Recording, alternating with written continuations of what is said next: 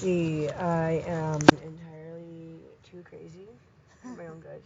I am a desperate grandmother, a desperate mother, and a functional,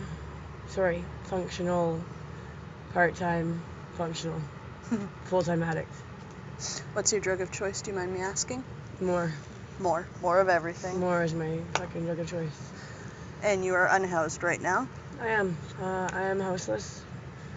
I can't call myself homeless because I have a place to be all the time. But I don't have a house around me all the time. Do you find that there's a lot of community where you're at? Oh my God. Anything you want to tell us about your friends and community? I'm gonna cry. My friends in this community are actually my friends. I actually have friends. I have people on the street that I can trust with my deepest secrets, or, my pack of rolling papers for nothing to get taken, nothing to get vandalized or taken advantage of or harmed in any way. I have family on this street. Family that were automatically my family because that's where they were born, and a whole bunch because I don't know where I'd be without them.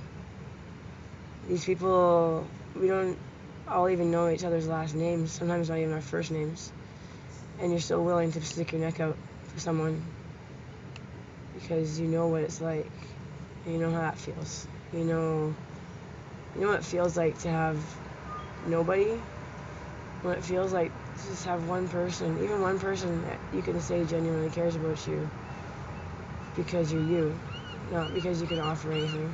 And I have a lot of people in this town that I honestly say I can trust.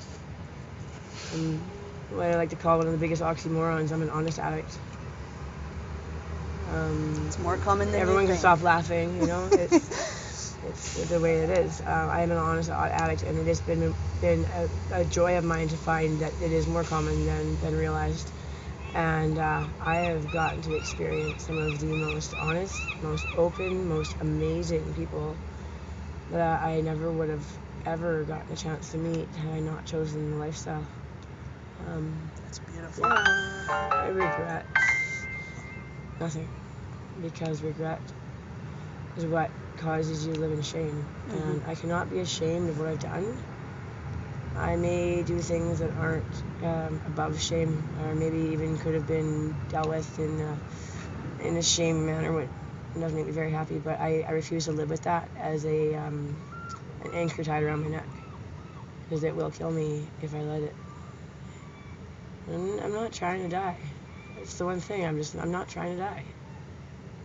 And I don't know if I'm trying to live either. I'm just trying to get through. As we all are. Is there anything that you can think of that would help the overdose crisis right now?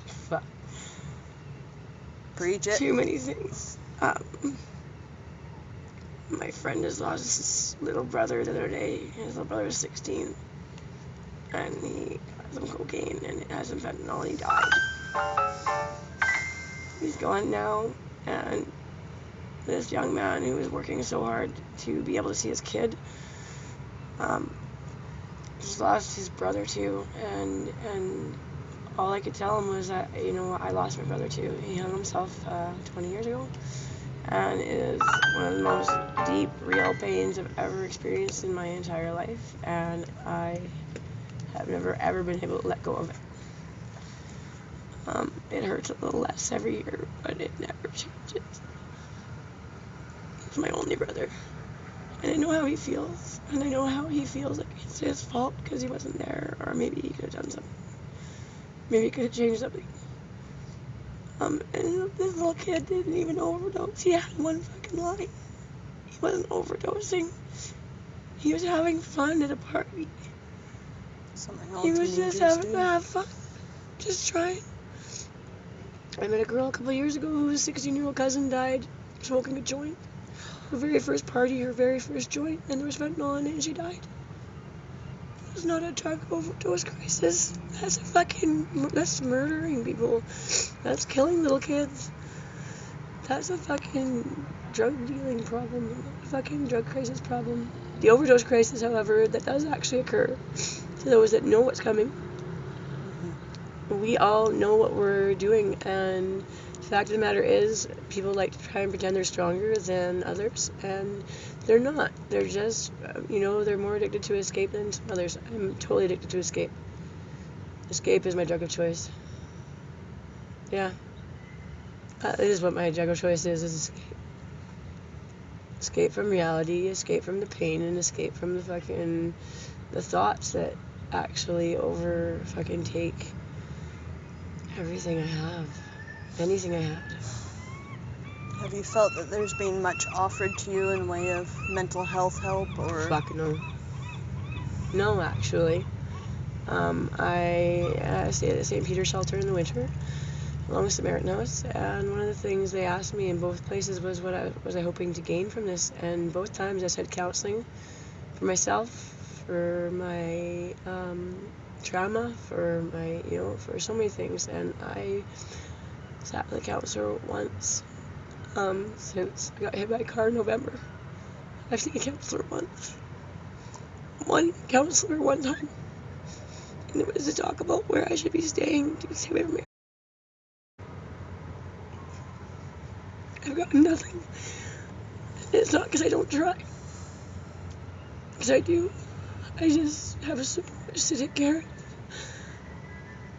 I just feel like I need to make sure everyone else does it right. I don't want anyone to suffer. Mm-hmm. Suffering hurts. The supports. Yeah, the suffering hurts more than anything. The remembering, the thinking back, the things that we could have stopped, the things that we could, but we wouldn't be here in this spot right here now, right now, today, if anything else had ever changed. And I have a lot of things I miss right now, and yeah, you know what? Maybe if I had not gone the way I went, maybe I would be a rich chef somewhere and still not see my children because I would have been so busy working, I wouldn't have cared. And I used to think money would solve anything. And my kids came to visit me in New West one summer for a month and a half, and I spent 3 days with them. 3 days. Because I was doing it for my kids. How was that doing it for my kids? When I moved back and got a job that paid less money and I couldn't buy them stuff every week like I used to, I was a piece of shit. I wasn't good enough anymore. I was still mom, but I couldn't be the fun mom. I was a stressed out mom. I was, they're semi-part-time, semi-full-time, which one do you call it? Sometimes I couldn't get enough, and sometimes I was so scared. So scared I was going to let them down that I had to leave. I couldn't bear thinking that they were going to get attached to me again, and I have to leave them. No one deserves that. That's why I don't get to see my grandson.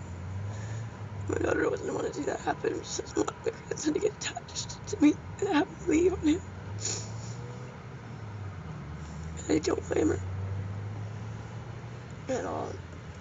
No, but for me, that I don't understand.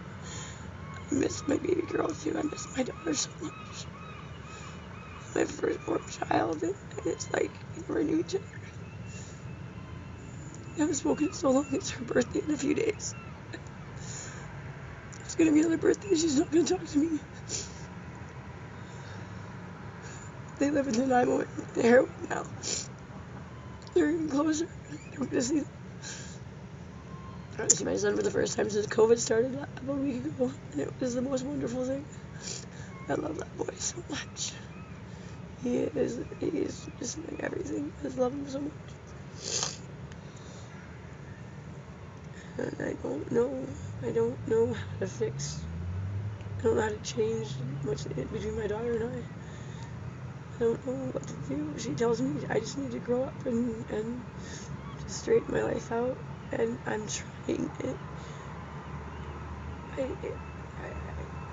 don't know how to explain to her that it's not my fault. I can't change overnight.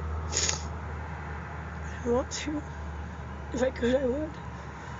If it could all be over tomorrow, no, of course I would. But I can't do that. It's not real. It's not real. Is there anything else you want to say?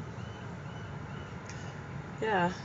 I have a job with two of the most wonderful people I've ever had a chance of meeting in my life, who have trusted me and believed in me and done nothing but fucking make me feel more proud to be who I am and to be strong and to just be myself and be okay with that.